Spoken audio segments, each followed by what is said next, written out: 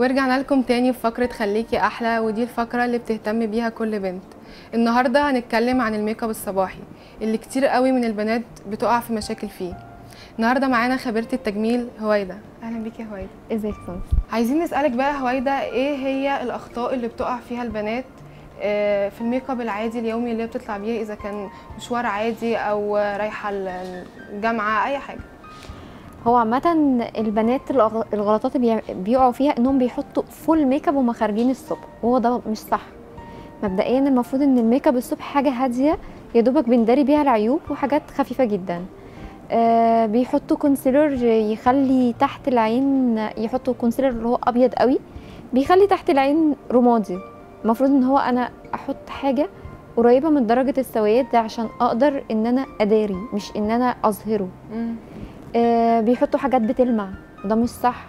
يرسموا حواجبهم، يركبوا رموش، الحاجات دي كلها حاجات سهرة، سواري، زفاف، خطوبة، لكن ما ينفعش في ميك اب الصبح عامة. المفروض حاجة هادية، حاجة خفيفة، وحاجات تحمي من الشمس. في بنات كتير دلوقتي متجهة لموضة الحواجب، ان هي تقلها او تعرضها تعملها شاينز، انت ايه رأيك؟ هو الحواجب كل ما تكون طبيعية كل ما تكون احسن. هو دلوقتي يعني كمان الموضة اللي هو الحواجب شعر، اللي هي بتبقى شعرة باينة واضحة، ما بتبقاش التاتو ديت موضة بطلت. بس يعني بتكون الحواجب الطبيعية افضل بكتير من اللي هي المرسومة قوي. وغير كده كل عين وليها شكل، مش لازم عشان موضة اروح اقلدها. ممكن تعرفينا ازاي نخفي عيوب الوش؟ هو كل وش بيختلف عن الوش التاني. بالنسبه لعيوب الوش دايما المشكله اللي بتقابل البنات كلها مناخيري، عايزه اصغر مناخيري. هي احنا يعني بنعمل كونتورنج، بنظبط المناخير، بس كل مناخير مختلفه عن التانيه. يعني ما ينفعش كل واحده مناخيرها طويله اروح حاطه لها الكونتورنج مثلا مطوله لها المناخير زياده، يعني هتبقى مش صح. بالنسبه برضو الكونتورنج في الخد، كل وش طويل غير الرفيع، يعني كل وش ليه كونتورنج معين. طب بالنسبه للوش الطويل ايه احسن حل ليه؟ الوش الطويل بنحاول نصغره من تحت، ان احنا بنغمق من تحت كده من عند الدقن والقوره شويه، بنصغر الوش وبندوره، ونحاول ان احنا لو هي وشها رفيع نعرض بس ايه من الجنب، نحس ان وشها عريض بنقلل الطول. بالنسبه للواحده تخينه بنحاول ان احنا نقلل من الجناب، ان احنا نزود الكونتورنج في الجناب ونشد الوش كأن ان وشها يعني يبتدي يتحدد اكتر ويبعد عن ان هو مليان. بالنسبه بقى للوش الصغير دوت بنحاول ان احنا نملاه بالبلاشر فاتح، بالالوان الفاتحه، ونقلل الكونتورنج فيه شويه. طب هل الميك اب بتاع الصيف بيختلف عن ميك اب الشتاء؟ الوان الصيف دايما الالوان اللي هي الصارخه زي الفوشيات، الفسفوريات، الحاجات ديت. بالنسبه لالوان الشتاء بتبقى الالوان الغامقه زي البني، الاسود، الكحلي الغامق، الحاجات الغامقه. بيفضل كمان في العرايس دايما في الشتاء احلى رسومات ليهم اللي هو السموكي، البنانا، الحاجات اللي هي يبقى فيها الوان غامقه كتير. طب تمام، احنا ممكن نبدا مع الميك اب الصباحي مع بوسي. احكي لنا عملتي ايه مع بوسي في ميك اب الصبح؟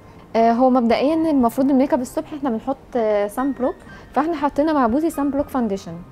والحواجب احنا المفروض ان احنا ما نرسمش الحواجب، بس هي حواجبها كاس خفيفه، فالمفروض ان احنا بنسرحها بمسكره الحواجب.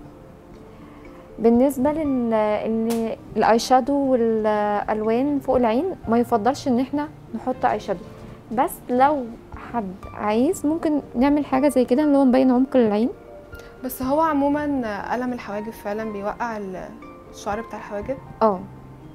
هي يفضل الحاجات البودر والجل، ممكن نعمل كده ونسيحه يدي بس غمقان وعمق العين. طب احكي لنا البنات اللي عينيهم صغيره ازاي يوسعوها شويه؟ بيحطوا ابيض جوه العين ويحاولوا ما يغمقوش، ما يبعدوا عن الالوان الغامقه. طب وبالنسبه للبلاشر الوش المدور ايه اللي ينفع معاه؟ هو كل الالوان تنفع، بس هي تحديدات الوش اللي بتختلف. طب احكي لنا دلوقتي انت بتعملي ايه؟ احنا دلوقتي حطينا اللي هو القلم الكحل على اساس نسيحه، لان احنا ما يعني حاجه ما تسيحش منها، لان ميك اب الصبح بيسيح. فهو ده قلم بنسيح اللون عشان نعمله زي الاي شادو ده. بس يعني هو يفضل ان ميك اب الجامعه والميك اب بتاع الصبح ما يبقاش فيه اي شادوهات، ما يبقاش فيه حاجات كتير الوان، يعني يكون حاجات هاديه ومط. طب وبالنسبه للفاونديشن في الصبح؟ لا الفاونديشن ما يفضلش في الصبح، هو احسن حاجه ان هو ممكن يجيب فاونديشن صن بلوك، اي حاجه مضاده للشمس. هنحط لها ماسكارا،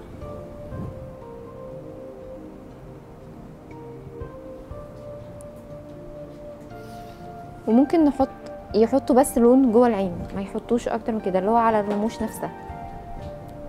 بصي بس ده ما ينفعش مع العيون الكبيره.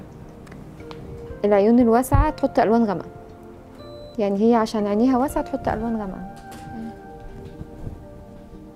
انت دلوقتي بتحطي اللون تحت العين على حرف الرموش، على الرموش نفسها، ما بحطش جوه، يعني على اساس ان هي ما يسحش منها. بالنسبه للبلاشر بنحط لها بلاشر، هي عشان وشها فيه مساحه بنحط كده بنوزعه، وهي وشها ناعم يعني يليق عليها الالوان كتير، فممكن نحط بينك. هو ده الالوان. هو يليق مع وشها اكتر البينك ولا البينك؟ هي وشها يعني وشها ناعم فاتح. بالنسبه للروج، ايه انسب روج لليوم العادي؟ الالوان المط، مش روج معين، هو كل الالوان المط مناسبه لليوم العادي، لكن لو حاجه فيها جلاس او كده ده سواريه سهره. لكن طالما ان هو يوم عادي وخارجه الصبح ما تحطش جلاس خالص. ودي من الحاجات الغلط اللي بيعملوها البنات، ان هم بيحطوا حاجات بتلمع الصبح وهم خارجين. بالنسبه برضو للرموش، المفروض ان هي ما تركبش رموش غير وهي يعني خارجه سواريه كده، لكن الجامعه والصبح والميك اب العادي لا. كتير من البنات مفكره ان الميك اب طالع عشان افضل حطاه على مدار اليوم، انت ايه رايك؟ هو المفروض ان انا احافظ على بشرتي، الميك اب كتير برضو هيبوظ لي البشره. هو الميك اب عباره عن حاجه تجميليه بس اداري بيها عيوب، مش ان انا افضل حطاه 24 ساعه. هو بالنسبه هنحط ايه؟ احنا حطينا لها روج والكحل وماسكارا من فوق، وهنحط ماسكارا خفيفه بس من تحت. بصي فوق،